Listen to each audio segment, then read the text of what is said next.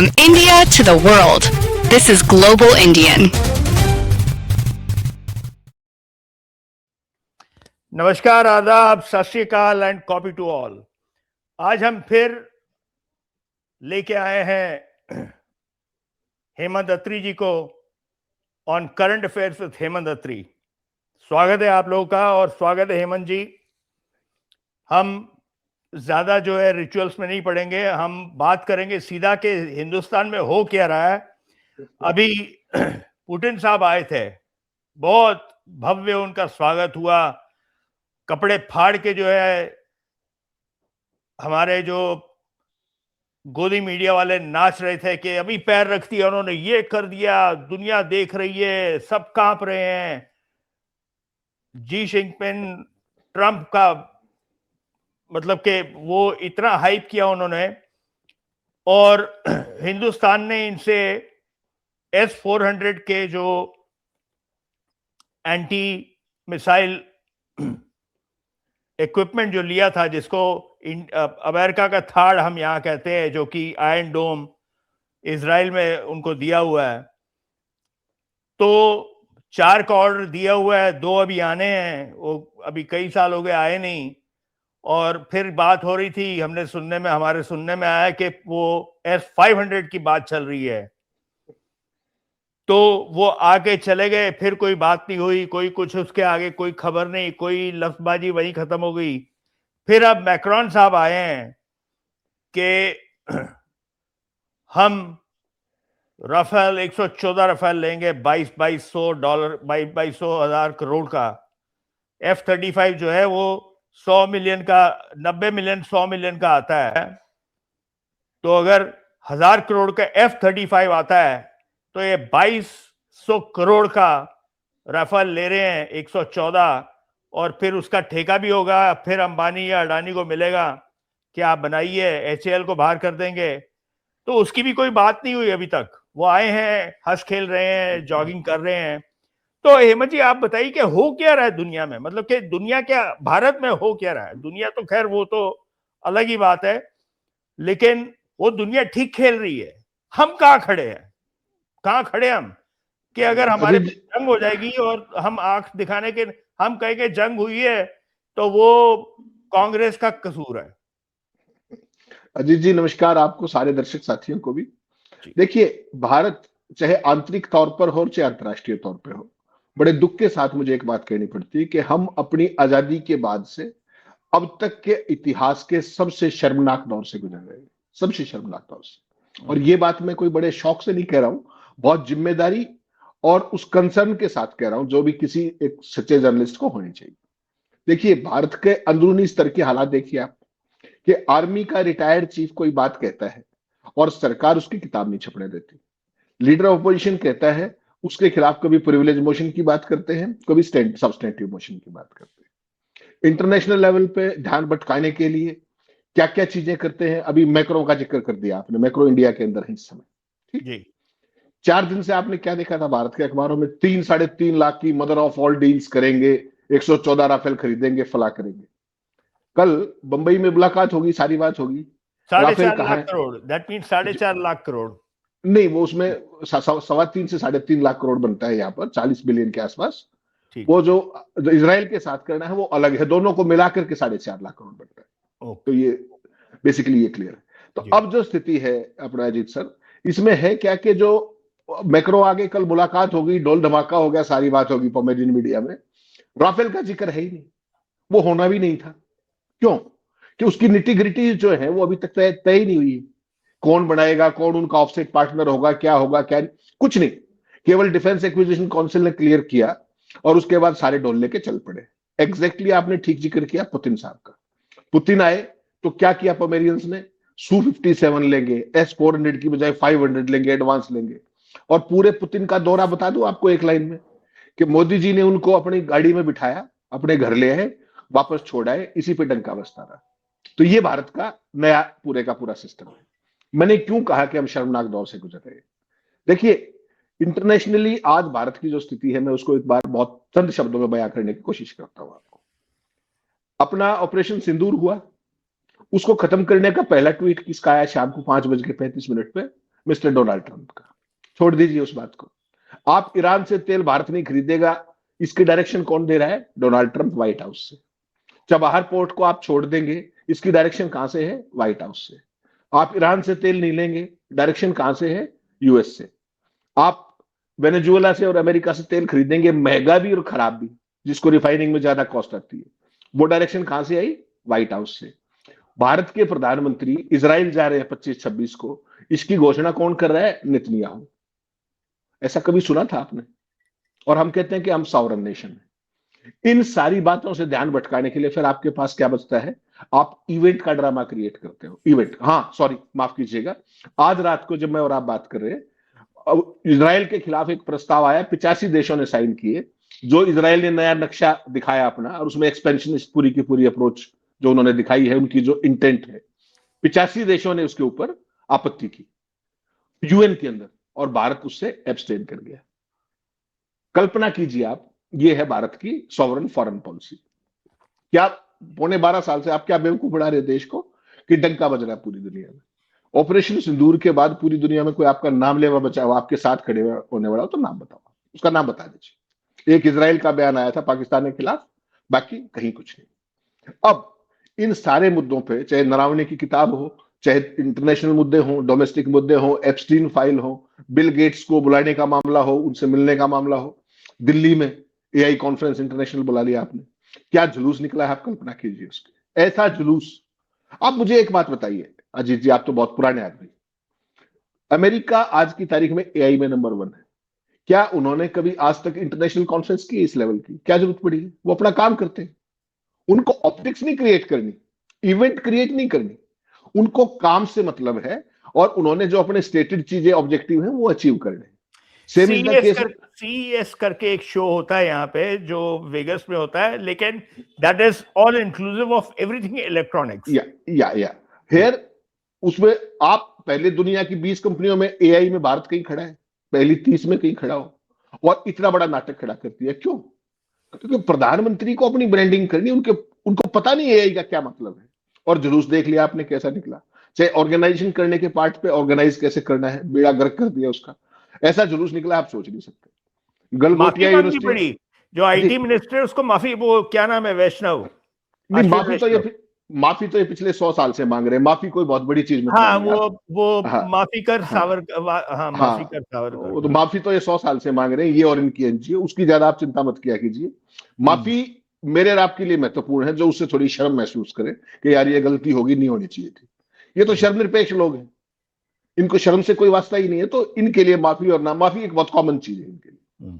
तो मैं जो कहना चाह रहा हूं आपको कि इजराइल से लेकर के अमेरिका तक हमें डिक्टेट करने लगे हैं, और हम केवल कान बोझ के सुन रहे हैं। ये हमारे भारत का डंका पूरी दुनिया के अंदर।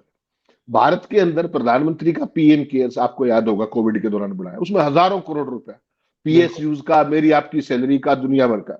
हाँ। अब पार्लियामेंट को चिट्ठी लिख दी कि आगे से पीएम केयर का आप सवाल नहीं लेंगे, एमपीज भी सवाल नहीं पूछ पाएंगे, आरटीआई में नहीं आएगा। नहीं आरटीआई छोड़िए, पार्लियामेंट में भी नहीं आएगा। आरटीआई में तो पहले ही मना कर रखा था। तो पार्लियामेंट के लिए बना हुआ है।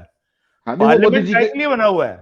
नहीं, मोदी जी का डंका बजाने के लिए, जब वो अंदर आए तो मोदी करने के लिए। और जब विपक्ष का नेता चुनौती दे राहुल गांधी कि आप आइए संसद के अंदर, तो भाग जाए। फिर लोकसभा में आए ही ना, राज्यसभा में जाके भाषण दे दिए। क्यों नहीं आए लोकसभा में? कि राहुल गांधी किताब दे देंगे। वो किसकी? जनरल नरावणे की, जो तुम कह रहे थे छपी नहीं। तो कुल मिला के अजीत जी, अगर ओवरऑल सिचुएशन देखेंगे इंडिया के अंदर, केवल और केवल गोदी मीडिया के जरिए, जो पोमेरियंस पाड़े हैं मीडिया के नाम पर, इनके जरिए भारत के पूरे इंस्टीट्यूशंस को कंप्लीटली कैप्चर कर लिया है। Complete capture. अब कोई चीज बची नहीं है। चुनाव आयोग का आपको हाल पता है, एजेंसियों का आपको हाल पता है, मीडिया का आपको हाल पता है, अब सुप्रीम कोर्ट का भी देख लीजिए। ठीक, बहुत भारी मन के साथ मुझे कहना पड़ता है, जिस तरीके से असम के मुख्यमंत्री के खिलाफ सीजीआई ये कह रहे हैं कि आप हाई कोर्ट में जाइए। नहीं, क्या हुआ उसका? मतलब कि एक्सेप्ट नहीं किया, मतलब there is no consequence of what he said. No, he was told, Abhishek Manu Singh भी फाइल्ड पिटीशन, तो he was told, सीजीआई ने कहा कि आप जाइए हाई कोर्ट के अंदर, आप हमारे हाई कोर्ट में भरोसा कीजिए। उन्होंने कहा सर सर्विंग मुख्यमंत्री है, और ऐसे 17 प्रेसिडेंट मैं आपको दे रहा हूं, 17, जिसमें आपने आर्टिकल 32 में इंटरवेंशन किया है। उन्होंने कहा नथिंग डूइंग, आप वहां जाइए, अगर वहां कोई दिक्कत आती है तो फिर वापस आइए। सोचिए आप, शर्मिंग मुख्यमंत्री। So क्या कर रहा था? Does that mean time buying करना है भाई, उसको और टाइम दे दो, तब तक ये मुद्दा जो है वो फिसल जाएगा, खत्म हो जाएगा? Precisely that's what they do. Precisely that's how they do. That's what they do. और उसके बाद उनको कह दिया कि आप जाके असम कोर्ट, उन्होंने कहा कि साहब असम के मुख्यमंत्री के खिलाफ है, कैसे जाए वो, आप किसी और हाई कोर्ट को डायरेक्शन दे दीजिए। कहते नहीं, आपको हमारे हाई कोर्ट पे भरोसा नहीं है क्या? बताइए, भरोसा तो पता नहीं किस किस चीज पे नहीं बचा जीत जी, अब लेकिन क्या कहा जाए। तो कुल मिलाकर के जो इंस्टीट्यूशनल कैप्चर की बात है उसको कंप्लीट कर दिया गया है। आपने गलगोटिया यूनिवर्सिटी ने जो जुलूस निकाला है भारत का, वो आपने देख लिया होगा। हजारों डॉलर का एक चाइनीज गुत्ते का रोबोट पकड़ करके $2800 क्या कोई खास नहीं है वो, मतलब $2800 का मैं आज खरीद सकता हूँ इस $2800 का लेके वो कुत्ता, और वो जो है वो अपना वो घूमता फिरता उसको जैसे कहेंगे करेगा, वो इन्होंने लेके, लेकिन वो एग्जिबिट करने की जरूरत क्या थी? Was that your innovation? Was that your child brain? Was that your, क्या वो आपकी उत्पत्ति थी कि भाई आपने उसको बनाया है, किया है, तो आप रखिए, क्या जरूरत है? आप सोचिए पूरे देश के अंदर इतनी भयंकर ट्रोलिंग हो रही है, देश और विदेश के अंदर, गलगोटिया यूनिवर्सिटी की, जिसने ये कारनामा किया, पोमेरियन मीडिया की, दूरदर्शन की, जिन्होंने उसको दिखाया इतना बड़ा चढ़ा करके, और उसके बावजूद भी मैंने आपको एक स्क्रीनशॉट भेजा है, गलगोटिया यूनिवर्सिटी ने आज, जब मैं और आप बात कर रहे हैं, फिर एक एडवर्टीजमेंट जारी कर दी और उसमें उसी रोबोटिक कुत्ते को बड़ा प्रोमिनेंटली दिखाया गया है। इसको मैं कहता हूं शर्म निरपेक्षता का वो लेवल जिसकी आप कल्पना नहीं कर सकते। और उसी पे महामानव ने उनके स्टॉल पे मेजर उनकी जो सेल्फी और जो सारा वो जो फोटोबाजी हुई है, वो वहीं खड़े होके दिखाने के लिए कि ये हमने बनाया है। हाँ नहीं, उसके यहाँ पर, अंबानी के यहाँ पर, वो तो जियो के यहाँ, तो आपको पता है ये ब्रांड एम्बेसडर किसके हैं, वो तो मुझे आपको बताने की जरूरत है नहीं। गलगोटिया यूनिवर्सिटी में क्या पैदा हुए अब तक? केवल भक्त पैदा हुए मोदी के, उसके अलावा कितने बड़े एआई के एक्सपर्ट हुए वो भी आप देख लीजिए। बेसिकली क्या है, जो ये वर्ल्ड एआई समिट चला दिल्ली के अंदर, मेरी अब तक ये समझ में नहीं आया कि ये टेक्नोलॉजिकल समिट है या पीआर प्रोटोकॉल और परफ्यूम की प्रदर्शनी है। एआई कम दिख रहा है और भ्रम ज्यादा दिख रहा है, हर तरफ भ्रम ज्यादा है। आप मुझे एक बात बताइए, एआई का इवेंट कर रहे हैं आप इंटरनेशनल लेवल का, और वहां पर आपकी वाईफाई की एक्सेस नहीं है, सोचिए। और जो एग्जीबिटर्स हैं जी, मुझे कल थोड़ा मेरे कानों में मेरे को आवाज, कल मैं मीनू जैन के साथ था तो मुझे उन्होंने बताया, तो मुझे लगा शायद थोड़ी देर के लिए होगा कि कई बार no, it was there all through. और कैश मांग रहे थे लोग, चाय के लिए कैश मांग रहे हैं, उसके लिए कैश मांग रहे हैं। जी जी। और बाकी देश के अंदर आपका कौन सा है, डिजिटल इंडिया, वो सारा जो कैशलेस, लेस कैश, वो सारी अंग्रेजी बताई थी मोदी जी ने। तो अब सवाल ये है कि ये जो एआई का पूरा ड्रामा किया गया है, मुझे एक बात आई, आप, मैं जैसे पहले चर्चा कर रहा था कि भारत पहली 20-30 कंपनियों में कहीं खड़ा है। भारत की इतनी एडवांस सॉफ्टवेयर टेक्नोलॉजी कंपनियां हमारी थी, दुनिया के अंदर सॉफ्टवेयर के हम चैंपियंस रहे हैं, undisputed for last say about 4 decades. AI में हम क्यों पिछड़ गए? क्यों? क्योंकि वो इकोसिस्टम नहीं मिला, वो इकोसिस्टम नहीं दिया। मुझे एक 30 सेकंड दे दीजिए, मैं बताता हूं। हमारे बच्चे बहुत काबिल है, वो करते, लेकिन उनको मार्गदर्शन कोई नहीं मिला। Precisely. That's what I'm saying. That's what I'm saying. ना एजुकेशनल इंस्टीट्यूशन से, ना सरकार से, ना कोई R&D, ना कुछ। तो वो क्या है कि वो सॉफ्टवेयर कोडिंग में ही लगे रहे। Precisely. That's the problem. और इसके लिए होता क्या है कि you have to have a long term vision, कंपनियों को भी और लीडरशिप को भी। वो दोनों केवल सर्विस प्रोवाइडर बन के रह गए कि बढ़िया काम चल रहा है, कोई जरूरत नहीं है, ना कोई विजन है फ्यूचर का, ना इंटरनेशनल चैलेंजेस की कोई समझ है। और अब मजाक देखिए आप, निर्मला सीतारमण ने अभी बजट पेश किया था, आपको ध्यान होगा, 5,000 करोड़ रुपए रखे 5 साल के लिए एआई को डेवलप करने के लिए, इकोसिस्टम। बताइए आप, यहां लाखों करोड़ का काम चल रहा है। अच्छा, मोदी जी ने और कमाल कर दिया, जो आज कल एक इंटरव्यू दिया है स्पेशल एआई समिट को लेकर के, उन्होंने एक टारगेट रख दिया, 2047 में भारत टॉप 3 एआई पावर्स के अंदर होगा 2047 में। शुरू कब करेंगे? नहीं, शुरू कब करेंगे? नहीं, वो उनको पता नहीं, पोस्ट डेटेड चेक देते हैं। जब 2014 में सत्ता में आए थे तो उनका हर टारगेट 2022 था कि 2022 में ये कर देंगे, वो कर देंगे, 100 स्मार्ट सिटी होंगे। आज तक कोई एक बनाओ तो बता दीजिए। अब उनको नई कैसे स्टडी है 2047 की, जो भी टारगेट्स हैं देश के। भारत विश्व गुरु बनेगा कब? 2047 में। भारत डेवलप्ड नेशन बनेगा कब? 47 में। आज नई घोषणा कर दी कि एआई की टॉप 3 पावर्स में कब होगा? 2047 में। पर शुरू भी वो कह रहे कि 2035 में हम 10,000 करोड़ लगा देंगे, विच इज 10,000 करोड़ होता है कि करीबन आज के हिसाब से $110 मिलियन। जी जी। ठीक है, तो यही है विजन, इतना ही विजन यहाँ नहीं हर उनके रोज जो है बिलियंस ऑफ डॉलर लग रहे हैं और वो इस तेजी से चल रहा है, आप कैसे पकड़ेंगे कैसे उसको? नहीं, ये रेस है। पकड़ने की जरूरत नहीं है अजीत जी, इवेंट करनी है हमें केवल। आप ये समझिए ना, चीनी रोबोट दिखा रहे हो आप, देसी भाषण दिखा रहे हो, जिन रोबोट्स को मंच पर भारतीय इनोवेशन बता रहे हो, घुमा रहे हो उनको, वो असल में चीन में बने हुए हैं। हार्डवेयर चीन का, सप्लाई चेन चीन की, टेक्नोलॉजी चीन की, बस स्टेज पर चढ़ते ही सारी चीजें मोदी जी की राष्ट्रवाद से जुड़ी जाती है। भाई राष्ट्रवाद का धुआं उठा दिया, सब कर दिया।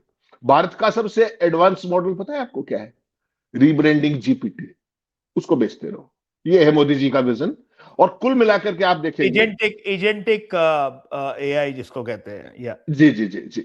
तो यहां पर जो सवाल ये है अपने अजीत जी के, कुल मिला के आप देखेंगे मोदी जी ने ये सब किया। एप्स्टीन के मामले के अंदर अब मैं मोदी जी का 56 इंची, मोदी जी की ब्रांडिंग क्या है? 56 इंची मजबूत प्रधानमंत्री, डंका और ऐसे ऐसे चलना है जैसे कोई हाँ, बदमाश चल रहा है। डंकापति ऑनेस्टली स्पीकिंग वो जैसे कोई कोई एक जिसको कहते हैं कि एक डॉन या कोई बाहुबली चल रहा है, वो ऐसे क्यों चलते हैं? अरे सीधा चलो, मनमोहन सिंह जी ऐसे चलते थे, राहुल गांधी ठीक चलता था, राजीव गांधी, इंदिरा गांधी ठीक है, लेकिन वो अपनी ट्यून में रहती थी। हर इवन जो इनके अटल बिहारी वाजपेयी बड़ी अच्छी तरह से कंडक्ट करते थे और वो बोलते ही बहुत अच्छा थे, पोएट थे। तो ये तो ऐसे चलते हैं जैसे मतलब नहीं कि नहीं, नहीं प्रधानमंत्री जी का स्टाइल भी कोई चीज होती है, स्टाइल स्टेटमेंट है उनकी। वो अपने आप में आत्ममुग्धता का वो लेवल है, सेल्फ ऑब्सेशन का, जो आप समकालीन विश्व में किसी नेता के अंदर नहीं मिलेगा। एक जबरदस्त ऑब्सेशन है। और शुरू से क्या कहते थे? 56 इंची मजबूत प्रधानमंत्री, डंकापति, विश्व गुरु, ये सारे विशेषण उन्होंने खुद ही कहे, किसी और ने नहीं कहा उनके लिए, खुद ही कहते हैं वो अपने आप को। अब उस सारे की पोल लगातार खुलती जा रही है हर क्षेत्र के अंदर। क्या कह रहे थे कि डिफेंस के अंदर हम आत्मनिर्भर हो जाएंगे, कह रहे थे ना। डिफेंस की आज हालत यह है कि सब कुछ बाहर से खरीद लो, सब कुछ बाहर से खरीद लो। आपने राफेल का पिछली डील देखी, जब 36 जहाज ऑटो फ्लाई अवे लेके आए हम, ना कोई टेक्नोलॉजी ट्रांसफर ना कुछ। जैसे ही डील होने लगी उससे पहले अनिल अंबानी ने कंपनी फ्लोट कर दी। अब जब ये राफेल की अगली फर्दर सेकंड वो हो रहा है, नागपुर तो में शायद कहीं की है। जी जी जी। अब जब सेकंड उसमें जा रहे 114 के लिए, तो अडानी ने एक नई डिफेंस की वो खोल ली है।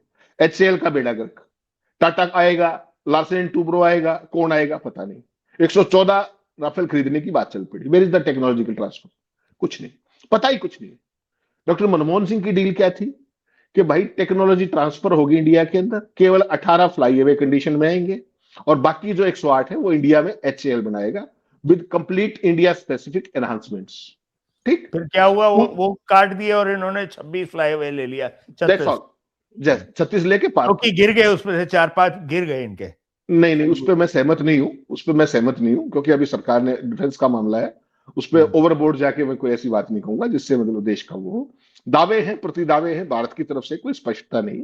तो let me refrain from that being a defence correspondent. ठीक। तो अब जो स्थिति है पूरी की पूरी, प्रधानमंत्री जी का पूरा फोकस अब किस पर रह गया है? मैक्रो के साथ जफ्फी पाली, आपने देखा वो वीडियो जारी किया, उसमें हमेशा की तरह आवाज नहीं है। हाँ, और ऐसे मतलब ये क्या वो बोल रहा है, वो अंग्रेजी में बोलेगा या फ्रेंच में बोलेगा, आपको उसका इल दाना कोको नहीं पता, आपकी फैफे लोलो है, तो आप हंस के बात कर रहे हैं। मुझे समझ नहीं आती कि भाई ये, या तो आप खाली न्यूट्रल वो रखिए कि भाई एक अपना ट्रांसलेटर साइड में खड़ा कर लीजिए, लेकिन आपने दिखाना है कि मैं गया, वो मिला, जफ्फी पाई, जो भी है, तो आप उसको मिलिए neutral and then sit and then start the conversation. 12 साल से भारत की डिप्लोमेसी यही है, जिसको आप हग्लोमेसी कहते हैं। आप और मैं जफ्फी पाई, आवाज बाहर नहीं आनी चाहिए। और कभी भी अगर किसी विदेशी एजेंसी ने वो वीडियो का बाइट जारी कर दिया विद साउंड, तो क्या आता है? हा हा हा Ajit ji, nowadays you are very active on Twitter, हा हा हा। वो भी बाहर की एजेंसी ने बता दिया। ओपनिंग मेरी आपकी हेलो हुई इस बात से, सोचिए आप, और डंका बज गया। तो ये कॉमेडियंस का कमाल। मैं तो कहूंगा कि डिप्लोमेसी को हक दिया। अरे अब उसमें जो मैं थोड़ा सा उन शब्दों में अवॉइड करता हूं बेसिकली। कुल मिलाकर के अजीत जी, जो आज परिस्थितियां हैं वो वास्तव में चिंतनीय है। किस दिशा में हम जा रहे थे, कहां से उतार करके हमें कहां लाके खड़ा कर दिया। हमारे पब्लिक सेक्टर का हाल देख लीजिए, हमारे सॉफ्टवेयर सेक्टर का हाल देख लीजिए, एआई का हाल देख लीजिए। और अभी तो आप सबसे बड़ी चिंता कीजिए, जिस तरीके से अमेरिका के अंदर जो पन्नू वाला केस आगे बढ़ने वाला है, जिसमें गुप्ता ने ऑलरेडी सारा का सारा कन्विक्शन के लिए तैयार हो गया, उसने सारा वो कर दिया। अगला नंबर विकास गुप्ता है, और उसके बाद वो चेन कहां तक जाएगी आप सहज कल्पना कर सकते हैं। मैं उस पर कोई एडवांस टिप्पणी नहीं करना चाह रहा, लेकिन वो बक स्टॉप समवेयर एल्स, क्योंकि रॉ का मामला है और रॉ किसको रिपोर्ट करती है वो आपको भी पता है। तो इसलिए अमेरिका को जिस तरीके से आपने बाजू मरोड़ने का जो स्पेस दिया है, और जहां ट्रंप जैसा राष्ट्रपति है वो हर चीज को अपने हिसाब से कर रहा है। कैसे? ईरान का तेल चबाहर से लेकर के, जैसे मैंने आपको बताया, वो सारी चीजें हैं, प्लस ट्रेड डील जिन परिस्थितियों में की गई है, वो सारे का सारा भारत के लिए एक बहुत बड़ा चिंता का विषय है कि भारत ने ऐसा सरेंडर अपने आजादी के बाद से आज तक कभी नहीं देखा, कभी नहीं देखा आज तक। उसके बावजूद भी मीडिया उन सवालों को अवॉइड कर रहा है। मोदी जी को सवाल जवाब देना सिखाया ही नहीं 100 साल से, एनजीओ जो ऐसी है उनकी कोई जवाबदेही नहीं होती किस तरह, नो अकाउंटेबिलिटी व्हाटसोएवर। तो जिस दिशा में देश जा रहा है वो दिशा ऐसी है कि जिसमें पाताल के अलावा और कोई स्पेस आपके लिए बचता नहीं। छोटे छोटे देश, इजराइल भी हमारे प्रधानमंत्री के आने की घोषणा कर रहा है, बताइए आप कर देते, क्या दिक्कत थी उसके अंदर? फिलिस्तीन की पूरी पॉलिसी आपने इसलिए बदल दी कि अपने इजराइल से दोस्ती नहीं मारनी। स्टेटेड पॉलिसी हमारी थी, उसमें अटल बिहारी वाजपेयी का भी समय था, लेकिन कोई मतलब नहीं। बांग्लादेश वाज आवर, हमारी क्रिएशन है बांग्लादेश। आप असम में जाते हो, सुबह से रात तक क्या बोलते हो? बांग्लादेशी घुसपैठी, बांग्लादेशी घुसपैठी। किस मुंह से जाओगे प्रधानमंत्री की शपथ पे, बताइए? तो सत्यानाश करके केवल लार्जर देन लाइफ अपनी इमेज बनाने के लिए आज की तारीख में आप ग्लोबल ऑर्डर के अंदर where do you stand? You stand nowhere, for the very simple reason. Let's pivot the topic to Epstein file and Hardeep Puri and Bill Gates. वो क्या है? हमारे पास अभी और 8 मिनट हैं। Let's discuss on that. Ajit ji, simple सी चीज है, पूरी दुनिया आ रहा के है या अंदर नहीं आ रहा ये बताइए। नहीं, वो कंफ्यूजन है। उसकी जो फाउंडेशन उसने तो कह दिया आएगा, और भारत सरकार ने मना नहीं किया है। इंटरेस्टिंग देखिए ना, इतनी बड़ी कंट्रोवर्सी कल कहां से शुरू हुई। पीटीआई एजेंसी हमारी है, news agency, one of the most prestigious, उसने कल मॉर्निंग में एक ट्वीट किया कि साहब Bill Gates is not coming according to sources, क्योंकि भारत में अब पत्रकारिता खत्म हो चुकी है, मोदी के सूत्र बताते हैं कि क्या होगा क्या नहीं, सोर्सेज। तो उस पर घोषणा आ गई कि वो नहीं आएंगे। और जो ये इवेंट हो रही है एआई की, इसके 2 स्क्रीनशॉट दिखाए गए कि जब आप स्पीकर्स में डाल रहे हो बिल गेट्स का नाम, तो नो सच आइटम फाउंड, इसका मतलब ही वाज नॉट कमिंग। तत्काल प्रभाव से 12:15 बजे बिल गेट्स फाउंडेशन का ट्वीट आता है कि नो ही इज अटेंडिंग, और उसके बाद भारत सरकार चुप होगी। ये है आपकी स्थिति। जिस व्यक्ति का, हरदीप पुरी का आपने जिक्र किया, पूरी दुनिया में जांच चल रही है एप्स्टीन से, जिसका भी नाम जुड़ गया उसकी जांच चल रही है, इस्तीफे हो रहे, पूरी दुनिया के अंदर तहलका बचा हुआ है। हरदीप पुरी क्या कह रहा है कि मैं तो 3 से 4 बार मिला था, और कल पवन खेड़ा ने बता दिया कि कितनी बार मिला था, और डिटेल सारी निकाल के दे दी।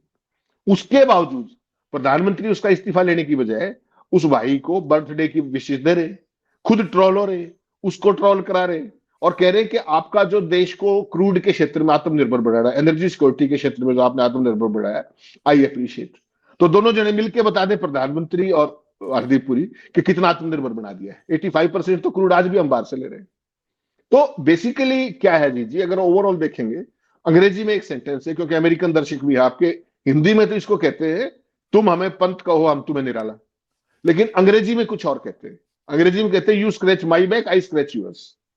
तो ट्रंप जो ये एप्स्टीन वाले मसले के अंदर जो कुछ आया, instead of snubbing him and getting him out of the cabinet, he is wishing him the birthday. So imagine the situation. इसका मतलब क्या है कि एप्स्टीन में ऐसा बहुत कुछ है। अगर आज मान लीजिए आप इस्तीफा ले लेते हैं हरदीप पुरी का, तो कल को पता नहीं क्या हो जाएगा, किसका नाम आ जाएगा, फिर कहां जाएंगे आप? तो इसलिए अवॉइड कर दो उसको, चर्चा ही मत करो। कुल मिलाकर के ऐसी परिस्थिति, ये कलंक के समान है एप्स्टीन के साथ नाम आना। आप बिल गेट्स को नहीं रोक सकते। बिल गेट्स क्या है? होगा भाई ट्रंप का फाइनेंसर, होगा दुनिया के टॉप उनमें से, तो क्या फर्क पड़ता है? आपको अपना देखना है। उसके बावजूद सोर्सेज से खबर प्लांट करे कि ही इज नॉट कमिंग, उसकी फाउंडेशन कहती है he is very much coming. आप देख लीजिए आपका डंका बज गया कि नहीं बज गया। ये प्रधानमंत्री आपके हैं, ऐसी सरकार है। India has never seen such A indecisive government in its independent history, that is a fact. आप चीन को लाल आंख दिखाने चले थे, आप ट्रंप के साथ बराबरी पे फैसले करने चले थे, और रुक आपसे बिल गेट्स भी नहीं रहा। बताइए आप। लालाक तो सुबह शाम तक ट्रंप दिखाता है, एक इशारा आता है, उसके बाद आप बिल्कुल सावधान मुद्रा में हो जाते हैं। हकीकत तो यही है। तो भारत आज मोदी जी क्या है, अपनी ही इमेज, जो अपनी बड़बोलापन था, हाइपरबोल था, उसी के बोझ के नीचे दब गए। चुनाव से पहले मनमोहन सिंह जी पाकिस्तान अटैक करता है, मनमोहन सिंह भागे भागे जाते हैं अमेरिका के पास, ये भाषण था ना इनका। चलो मनमोहन सिंह जी गए कि नहीं गए, वो तो आज स्वर्ग में है, मैं और आप नहीं कह सकते।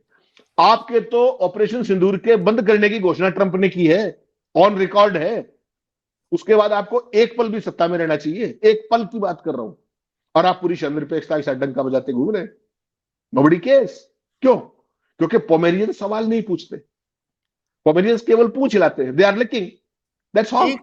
एक सवाल है जो मेरे यहाँ डायस्पोरा के लोग जो भी हैं वो उनके मन में भी है, फाइनली डील क्या हुई है? कोई रिटर्न एग्रीमेंट, कोई फाइल ट्रांसफर हुई है, क्या है, टर्म्स क्या हैं, what are the items included, what will go, what will come? मैं आपको बताता हूं कि आप लोग तो चलो कह रहे हो कि हमको 0% पे तो हमारे तो सब कुछ आ जाएगा किसान। मैं यहाँ बैठ के अगर हम अपने किचन का हिसाब करें, जितने मसाले हैं, जो MDH है, जो केरला से और मसाले आते हैं, जो फ्रोजन फूड आता है, मसाले डोसे हैं, इडलियां हैं,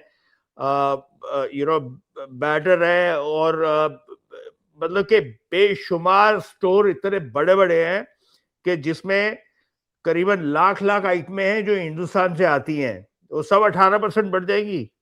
जो हमारा अगर महीने का ग्रोसरी का बिल इंडियन ग्रोसरी लेने के लिए सपोज $100 था, वो अब 118 या मैं खाली एक एग्जांपल दे रहा हूं, अगर 300 था तो वो हमारा 400 हो गया, तो हमें भी नुकसान है।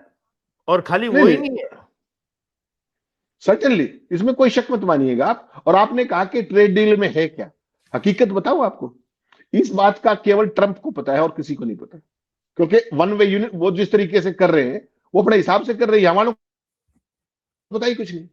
यहाँ वालों का तो एक काम बचा है कि ट्रंप वहां के टाइम के हिसाब से इंडियन टाइम पे सुबह 4 बजे ट्वीट कर देते हैं और मोदी जी उसको थैंक्स करके पार करते हैं। ठीक, ना किसी को समझ है, ना कोई लेना है, ना कोई देना है। ट्रंप व्हाइट हाउस के उसमें लिखते हैं कि भारत रूसिया से तेल खरीदेगा तो हम नजर रखेंगे ये 4 लोग, और उसके बाद में 50% टैरिफ दोबारा से लगाने पे, पीनल टैरिफ लगाने पे वो स्वतंत्र हुआ। ये स्टेटेड पॉलिसी व्हाइट हाउस के उस पर डाली है भारत को लेकर के। उसके बावजूद भी आप डंका बजाते फिर ट्रेड डील का। राहुल गांधी ने क्या कहा, एक लाइन की, उन्होंने कहा सारी बातें छोड़ दो, मोदी जी को देश को केवल एक लाइन बतानी चाहिए, सब सिंपल अंकगणित है कि मैं अजीत जी के हर आइटम पर, अमेरिका से आने वाले आइटम पर 30 से 60% टैरिफ लगाता हूं, बीइंग ए डेवलपिंग कंट्री। और अजीत जी मेरे यहां एवरेज 2.92% टैरिफ लगाते थे। अब ट्रंप की डील क्या कह रही है कि यूएस का जो भी सामान आएगा उस पर 0 टैरिफ होगा, और भारत से जो भी सामान आएगा वो 18% होगा। यानी कि हम तो, हमारे सामान पे 6 गुना टैरिफ होगा और उनका फ्री होगा। तो इसमें भारत का कौन सा फायदा हुआ? जरा ये गणित तो साधारण है, ये बता दे मोदी जी। उनका कोई कैबिनेट मंत्री बता दे, कोई आवाज नहीं है। यही नया भारत है अजीत जी, इसके अलावा कुछ नहीं। This is a harsh fact, one should acknowledge. आपने कहा अमेरिका के अंदर इन्हें किसी बात से कोई फर्क नहीं पड़ता। H1B की क्या हालत कर दी है ट्रंप ने। वहां जो हमारे इंडियंस हैं उनकी सेफ्टी सिक्योरिटी का क्या स्थिति है आज की तारीख में। जिस तरीके से उनको बेड़ियों में, हथकड़ियों में बांध के इंडिया में वापस किया गया 3,000 से ज्यादा लोगों को, पूरी दुनिया में किसी एक देश का नागरिक ऐसे वापस डिपोर्ट किया हो, भारत का हो रहा है। तो H1B से लेकर के हर चीज में जो भारत को रगड़ा लगवाया गया है, और उसके बाद प्रधानमंत्री का मंत्री सदन में खड़ा होकर कह रहा है कि वो इलीगली गए थे। तो इलीगली तो अमेरिका में लाखों लोग हैं दुनिया के देशों के, वहां तो किसी और को तो नहीं भेजा गया हथकड़ियों बेड़ियों में। ये हमारा डंका है, ये हमारा आत्मसम्मान। अगर भेजने की कोशिश भी की होगी तो उनकी सरकारों ने अपोज करके इज्जत से उनको खुद जहाज भेज के लेके आए हैं। That's what I am saying. तो देश का आत्मसम्मान भी तो कोई चीज होती है। हम भी जहाज भेज सकते थे कासरों से, we could also send, where is the problem? लेकिन वो नहीं किया गया, और संसद में बड़ी शर्मनिरपेक्षता के साथ खड़े होकर कह रहे कि वो अवैध थे। तो आप देश के अंदर ऐसे अपॉर्चुनिटी क्यों क्रिएट नहीं करते कि उनको जाना ना पड़े बेचारों को? Yeah, he says that that is their procedure, that's how it is. But you can't say that ना, China is a big country, can we afford to fight? वो तो एक पता नहीं कहां से लेके आए, हमें समझ नहीं आता कि what exactly have they seen in him. Swami ji तो कहते हैं, सुब्रमण्यम स्वामी कहते हैं वो इनके बंदोबस्त करता था चाइना में, जब एम्बेसडर था। वो चाइनीज भी बोलता है, उसकी क्या बोला है, मैंडरिन बोलते हैं। मैंड्रिन, हाँ वही चाइनीज है ना, Mandarin is the largest spoken language in the world जी। तो अजीत जी, ये जो राष्ट्रवाद है ना, जो नेशनलिज्म है, सूडो नेशनलिज्म, ये सावरकर से चला था इनका। तो उसी सावरकर को लिए घूम रहे हैं। मोहन भागवत क्या कह रहे थे कल, कि सावरकर को अगर भारत रत्न देंगे तो भारत रत्न का सम्मान बढ़ेगा। अब बताइए आप, ये इनकी सोच है। तो ये सोच मुबारक, और भारत के लोगों को समय आ गया है कि they should introspect where this country is going, how it is going, and who is leading it to the disaster, the ultimate one. I am so sorry to say this. चले, इसी सॉरी नोट पे हम जो है आज विदा लेते हैं, और थोड़े दिनों में फिर शो करेंगे। लेकिन बहुत एकदम विस्तार में हमने बात किया आज, और देखते हैं आज आपकी सवेर है, देखते हैं कि आपके आज वो मंडपम में क्या होता है। कुछ खबरें क्योंकि रोज ही आ रही हैं, हम तो रोज ही देख रहे हैं, और देख के हमको ये लगता है कि थोड़ा कहना नहीं चाहिए, लेकिन हमारे बच्चे अच्छे हैं, उनको बहुत, दे आर वेरी केपेबल। और ये अगर आप कहीं से खरीद के लाके अपना स्टॉल बना रहे हैं और मोदी जी उसके ऊपर ताली मार रहे हैं और बड़ी बड़ी बातें कर रहे हैं, तो ये अच्छा नहीं लगता है। अपने श्रम से खुद बनाइए। उनको एक्चुअली इन्होंने कोई मौका दिया नहीं है, कोई इनकी पॉलिसी चली नहीं है, ना पॉलिसी रही है, अभी भी नहीं है। ये खाली 10,000 करोड़ 2035 तक हास्यास्पद है। चले, ठीक है हेमंत जी, बहुत बहुत शुक्रिया, और फिर मिलते हैं, and thank you so much. Thank you. जय हिंद।